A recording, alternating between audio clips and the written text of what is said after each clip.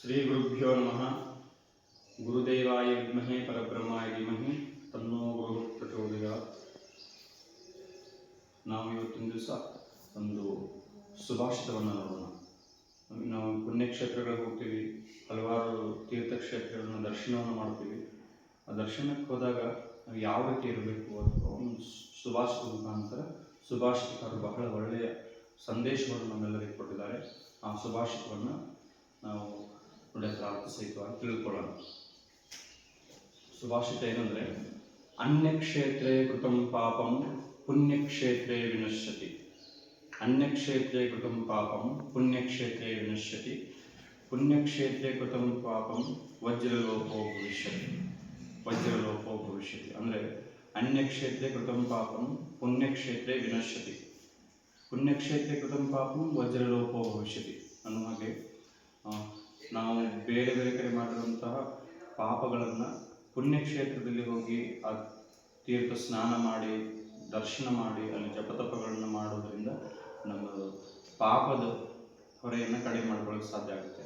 ಆದರೆ ನಾವು ಪುಣ್ಯಕ್ಷೇತ್ರಕ್ಕೆ ಹೋಗಿನೂ ಸಹಿತ ದ್ವಾದಶ ಜ್ಯೋತಿರ್ಲಿಂಗ ಕ್ಷೇತ್ರ ಆಗ್ಬೋದು, ಹಲವಾರು ತೀರ್ಥಕ್ಷೇತ್ರಗಳಿಗೆ ನಾವು ಹೋದಾಗ ಅಲ್ಲಿ ಯಾವ ರೀತಿ ಇರಬೇಕು ಅಂದರೆ, ಪುಣ್ಯಕ್ಷೇತ್ರ ಕೃತಂ ಪಾಪಂ ಅನ್ಯಕ್ಷೇತ್ರ ಕೃತಂ ಪಾಪಂ ಪುಣ್ಯಕ್ಷೇತ್ರ ವಿನಶ್ಯತಿ. ಪುಣ್ಯಕ್ಷೇತ್ರ ಕೃತಂ ಪಾಪಂ ವಜ್ರಲೋಪೋ ಭವಿಷ್ಯತಿ. ಅದನ್ನು ನಾವು ಪುಣ್ಯಕ್ಷೇತ್ರಕ್ಕೆ ಹೋದರೂ ಸಹಿತ ಅಲ್ಲಿ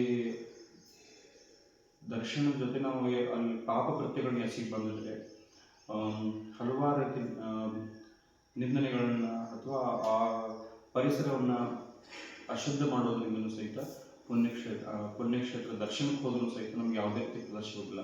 ಅದಕ್ಕಾಗಿ ವೀಕ್ಷಕರೇ, ನಾವೆಲ್ಲೇ ಪುಣ್ಯಕ್ಷೇತ್ರಕ್ಕೆ ಹೋಗಲಿ ಅಥವಾ ಯಾವುದಾದ್ರು ತೀರ್ಥಕ್ಷೇತ್ರ ಧರ್ಮಕ್ಷೇತ್ರಕ್ಕೆ ಹೋದ ನಂತರ ನಾವು ನಮ್ಮ ಮನೆಯನ್ನು ಯಾವ ರೀತಿ ಸ್ವಚ್ಛವಾಗಿರ್ತೀವಿ, ಅದೇ ರೀತಿ ಆ ತೀರ್ಥಕ್ಷೇತ್ರದಲ್ಲಿ ಫಲಸನ್ನು ಮಾಡೋದಾಗಲಿ ಅಥವಾ ಯಾವುದೇ ರೀತಿ ನಾವು ಅಲ್ಲಿ ಪಾಪಕೃತ್ಯಗಳನ್ನು ಮಾಡೋದಾಗಲಿ ಇದು ಮಾಡಬಾರ್ದು. ಇದು ಶಾಸ್ತ್ರಾನುಸಾರವಾಗಿ ನಿಷಿದ್ಧವಾದದ್ದು.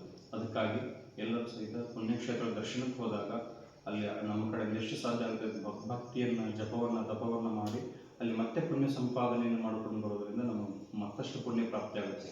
ಅದಕ್ಕೋಸ್ಕರ ಪುಣ್ಯಕ್ಷೇತ್ರಕ್ಕೆ ಹೋದಾಗ ಅನ್ಯಕ್ಷೇತ್ರೇ ಕೃತಂ ಪಾಪಂ ಪುಣ್ಯಕ್ಷೇತ್ರೇ ವಿನಶ್ಯತಿ. ಪುಣ್ಯಕ್ಷೇತ್ರ ಕೃತಂ ಪಾಪಂ ವಜ್ರಲೋಪೋ ಭವಿಷ್ಯತಿ. ಅದು ವಜ್ರದ ಲೇಪದ ಥರ ನಮ್ಮನ್ನು ಬಿಟ್ಟು ಹೋಗೋದಿಲ್ಲ.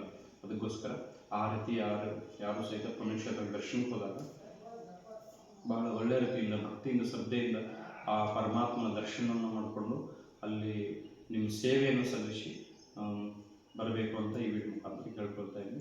ಈ ವಿಡಿಯೋ ನಿಮ್ಗೆ ಇಷ್ಟವಾದರೆ, ಸುಭಾಷಿತ ಇಷ್ಟವಾದರೆ ಲೈಕ್ ಮಾಡಿ, ಶೇರ್ ಮಾಡಿ, ಸಬ್ಸ್ಕ್ರೈಬ್ ಮಾಡಿ. ಎಲ್ಲರಿಗೂ ಶುಭವಾಗಲಿ. ಶುಭಮಸ್ತು.